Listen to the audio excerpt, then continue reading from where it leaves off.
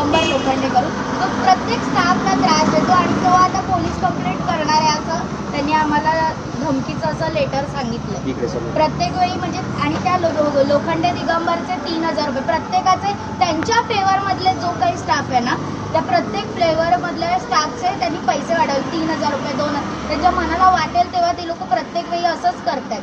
आणि जर आम्ही काय ॲग्रीमेंटचं बोलायला गेलो किंवा काही बोलायला गेलो तर हे असे लेटर्स पाठवतात हायकोर्टामध्ये.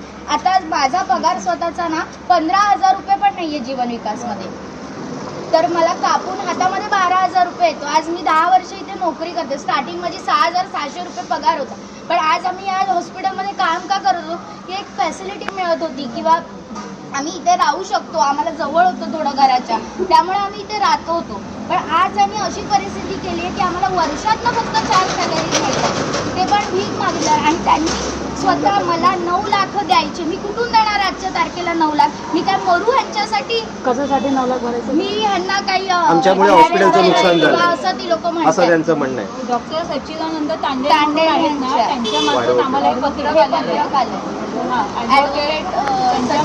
आणि काय त्रास आहे, स्वतः ग्रस्त आहे ती व्यक्ती. आजच्या तारखेला आमच्या मावशींचे मिस्टरवाले जेव्हा आमच्या समोर हे सगळं घडलं ना तेव्हा आम्हाला खूप फील झालंय. आज आम्हाला सॅलरी नाहीये तर आम्ही कुठे कुठे एक्स्ट्रा वर्क पण करतोय, रात्री 12-12 वाजता घरी जातोय. मग आम्ही कसं जगायचं? आणि ह्यांचा छळ थांबतच नाही त्यांचा. प्रत्येक वेळी सांगतात सोडून जा सोडून जा सोडून जा. आम्ही सोडून जाणार कुठे? आमचं ॲटलिस्ट द्या, आम्ही तयार आहोत सोडून जायला, पण आम्हाला इथे राहून करायचंय काय? प्रत्येक वेळी आम्ही कशाला इथे ह्यांच्याकडे भीक मागू? आज जेव्हा आमचा स्टाफ नजरेखालून जेव्हा आम्ही मरताना, आज आमचा अजून एक वॉर्ड बॉय ऍडमिट आहे तिथे, त्याला डायलिसिस सांगितलं, तो रिटायर झालाय, त्याचे 2 वर्ष दिलेले नाहीयेत गोष्टी, तो बिचारा झुजतोय. त्याला बिचाराला ऍडमिट होण्यासाठी आजच्या तारखेला डिपॉझिट भरून तो ऍडमिट झालाय, त्याचं डायलिसिस केलं. आम्ही इकडे तिकडे जातोय की बाबा त्याला कोणीतरी बेनिफिट द्या किंवा काहीतरी हेल्प करा.